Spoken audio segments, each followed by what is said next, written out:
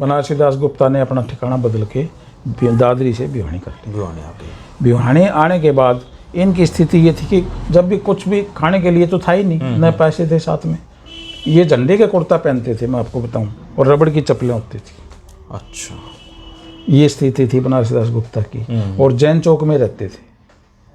तो इनके सुबह एक मित्र आए, बड़े मजाकिया थे। वो कहने लगे बनारसी बनारसी। तो उसके पड़ोसी आए जी, भाई कौन है तू, क्या बात है, किससे मिलना है? मिला भाई मन तो बनारसी से मिलना है। तो बनारसी दास को गुप्ता जी कहते थे सब। अच्छा, तो जिसके मकान में रहता था गुप्ता जी के नाम से जानता था। बोला भाई यहाँ तो गुप्ता जी तो रहते हैं, बनारसी का मैंने पता नहीं। बोला गुप्त नहीं भाई, गुप्त नहीं, वो तो श्याम ही रहते। अच्छा, हाँ, ऐसे मजाक सजाक होते रहे। ऊपर से बनारसी दास ने देखा कि ये तो भाई दंडशंकर है। उनको ले आए।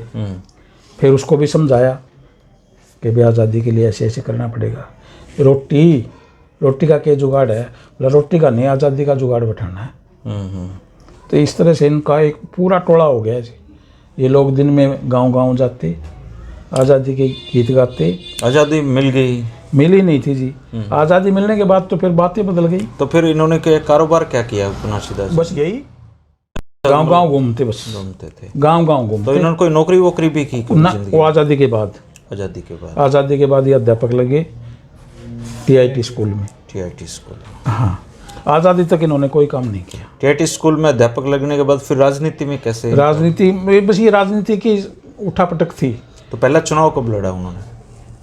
58 में। 1958? हाँ, हार गए थे। कहाँ से लड़ा था?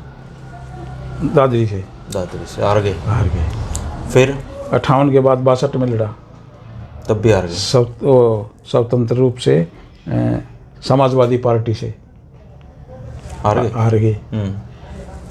फिर मध्यावधि चुनाव हुआ एक 65 में हुआ शायद। अच्छा, कि पता नहीं 66 में। उसमें भी ये सागरमल के सामने हार गए। सागरमल गुप्ता भिवानी वाले।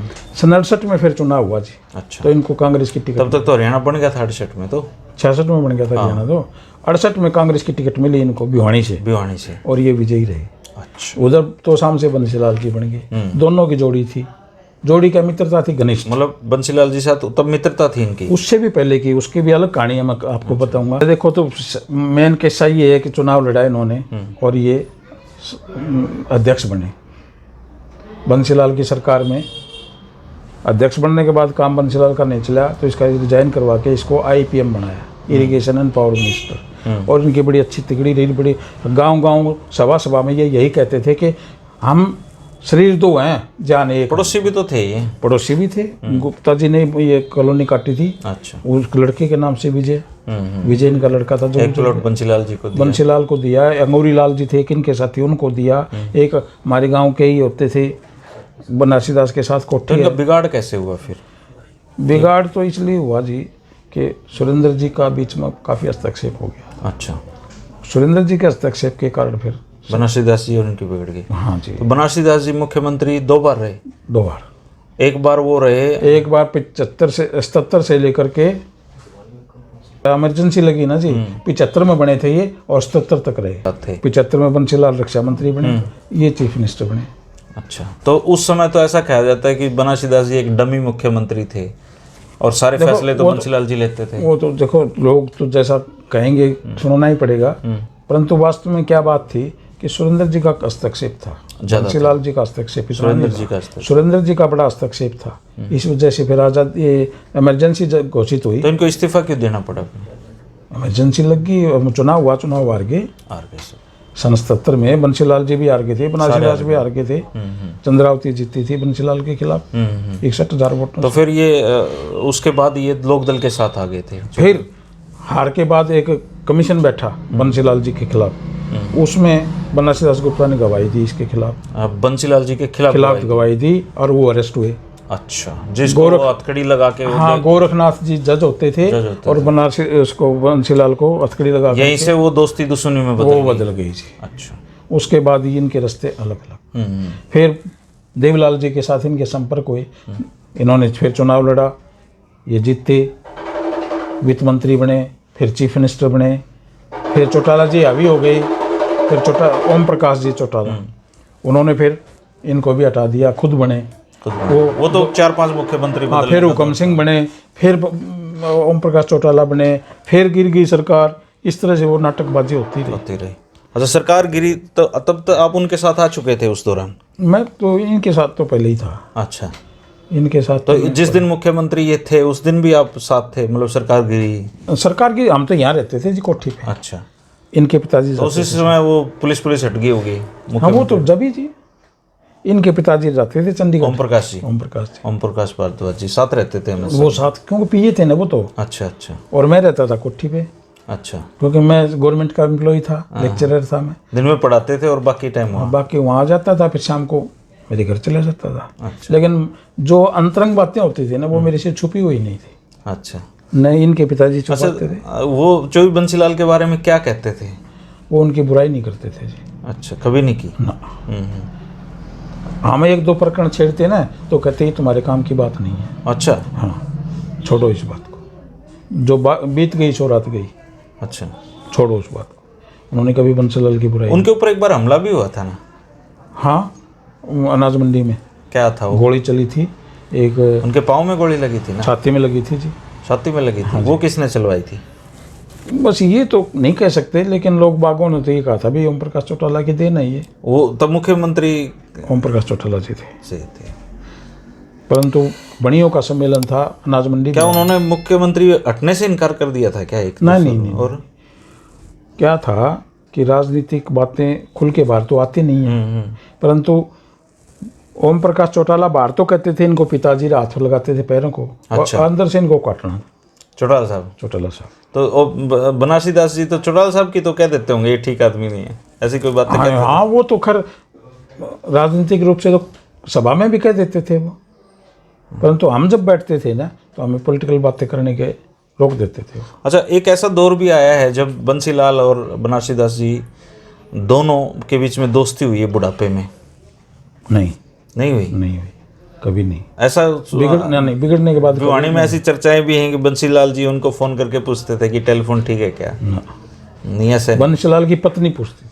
अच्छा, बंसीलाल जब दोनों मुख्यमंत्री नहीं रहे राजनीति वो अपने घर थे ही, अपने घर थे। अच्छा, जब कोई ऐसी बात हो जाती तो बंसीलाल की पत्नी विद्या जी गुप्ता जी से बात कर लेते थे। अच्छा, और गुप्ता जी भी उसी किसे करते थे, और किसी महेंद्र जी आते थे, बंसीलाल जी के बड़े सुपुत्र। हाँ, रणबीर महेंद्रा बनारसी दास जी के घर आते थे जी। अच्छा, और मुझे भी बड़ी अच्छी तरह से जानते हैं वो, कि हम साथ बैठते थे। तो जब उन दिनों टेलीफोन की बड़ी किल्लत होती थी, लोगों को गैस की बड़ी किल्लत होती थी, और ये क्योंकि ये राज्यसभा के MP हो गए थे तो वो चार्ज मेरे पास था कनेक्शन देने का। हाँ जी, गैस का भी। और सिफारिश लगती थी बहुत। महेंद्र जी ने कहा भी 5 कनेक्शन चाहिए, 3 गैस के और 2 टेलीफोन। मैंने कहा भी एक दूंगा। अच्छा, तो अपनी भाषा में बोले, भाई मैं बंसीलाल का बेटा महेंद्र बोलूँ। फोन किया उन्होंने ना, मेरे पास बैठे। महाचौधरी साहब मैं जानता हूँ, लेकिन है नहीं इतने कनेक्शन, बाबूजी से कहला दो, मैं दे दूंगा। नहीं, मुझे तो पावर ये एक और एक वो। उन्होंने गुप्ता जी को कह दिया कनेक्शन चाहिए। गुप्ता जी बोले वो बैठे ले ले। मतलब उन्होंने कहा एक दूंगा। मतलब आपको थोड़ा नहीं इनकार करेगा? मतलब मेरे कोई तो इनकार कर रहा है। मतलब तू कह दे। मैं वहाँ आए मेरे पास, मतलब भाई लावा तेरी किताब कर से। और महेंद्र ने जी 3 कनेक्शन तो गैस के फाड़ लिए, 2 टेलीफोन के।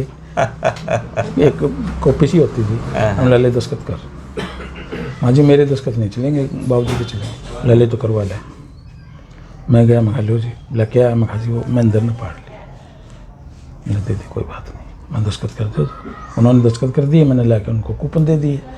फिर बोला देख भाई, मैं तुम जानूँ, तू भी मैंने जान ले, और मैं दोहराया कर। अच्छा, मैं इतना निरानिरी जाट नहीं हूँ, मैं बहुत समझदार हूँ। महेंद्र जी के? हाँ, मैं बड़ियों में भी बैठता हूँ। समझ गया? तो मेरे पास आएगा। तो 1-2 बार हमारी मीटिंग हुई उनके साथ, स्वार्थपूर्ण बात। अच्छा, उस दौर के जो राजनेता थे ईमानदार तो थे सभी।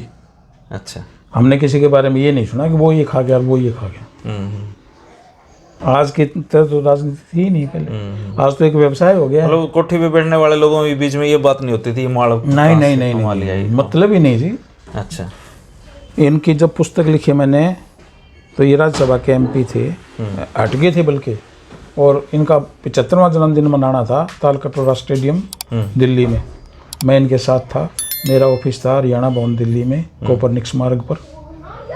दिल्ली लगभग मेरे पास ही आते थे, और भी दूसरे सेठ थे वो आते थे अपने काम से। अच्छा। वहाँ भी अगर कोई बात इधर उधर की आती तो मुझे रोक देते थे, ऐसा नहीं। पैसे पूसे देने वाले लोग सूटकेस आए कल्चर थे? आए, अच्छा। लेकिन हमने मना कर दिया और वापस कर दिया। एक बार क्या हुआ, ये बताने की तो नहीं है, आउट ऑफ कोर्स है बात। दोस्तों, ये थे बनारसी दास गुप्ता जी के दौर की बातें। आज डॉक्टर साहब को कहीं जाना है, फिर हम जो इसका अगला हिस्सा है वो फिर किसी दिन लेके आएंगे और बनारसी दास जी के दौर की काफ़ी बातें हम करेंगे। डॉक्टर साहब, आपने जो समय निकाला उसके लिए बहुत शुक्रिया आपका। ओके साहब, थैंक यू।